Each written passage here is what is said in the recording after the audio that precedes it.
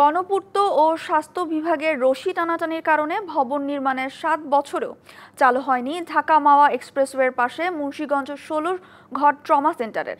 স্বাস্থ্য বিভাগ বলছে ভবন বুঝিয়ে দিচ্ছে না গণপূর্ত বিভাগ। অন্যদিকে গণপূর্তের দাবি ভবন বুঝে নেওয়ার জন্য চিঠি দিলেও বুঝে নেয়নি স্বাস্থ্য বিভাগ। গুরুত্বপূর্ণ ঢাকা মাওয়া এক্সপ্রেসওয়ে, শ্রীনগর দোহার ও শ্রীনগর মুন্সিগঞ্জ আন্তঃসড়ক সহ অভ্যন্তরীণ সড়কগুলোতে দুর্ঘটনায় আহতদের চিকিৎসার জন্য মুন্সিগঞ্জের শ্রীনগরের ১৬ ঘরে ট্রমা সেন্টার নির্মাণ করা হয় ২০১৮ সালে। ২,২৯,০০,০০০ টাকা ব্যয়ে ২০ শয্যার ওই ভবন নির্মাণের ৭ বছর পরেও কোনো কার্যক্রম নেই। রক্ষণাবেক্ষণের অভাবে ভবনটির অবস্থা বেহাল। চুরি হয়ে গেছে ভবনের লাইট, ফ্যানসহ গুরুত্বপূর্ণ সরঞ্জাম। এটা আজকে ৩ বছর হয়ে গেছে এমটি পড়ে রয়েছে। কোনো তদারকি নাই, কিছু নাই।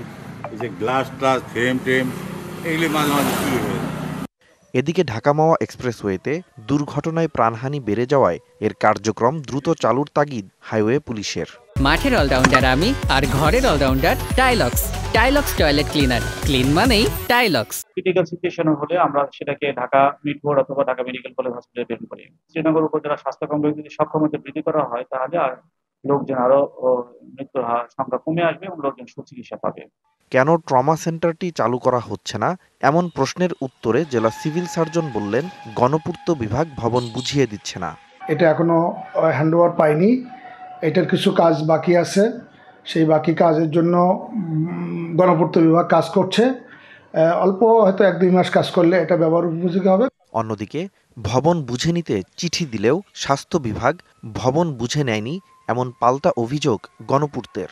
সেটআপ না থাকাতে ওই সময় আমরা বারবার চিঠি লেখার পরেও হাসপাতাল কর্তৃপক্ষ এটা আমাদের কাছ থেকে হ্যান্ডওভার নিয়ে নেয়। সিকিউরড অবস্থায় থাকে। এখন যেটা দেখা গেছে যে ওখানে অনেক জিনিসপত্র চুরি হয়ে গেছে। দ্রুত সেবা কার্যক্রম চালু করা হবে ট্রমা সেন্টারটিতে, এমনটাই প্রত্যাশা স্থানীয়দের। DBC news desk.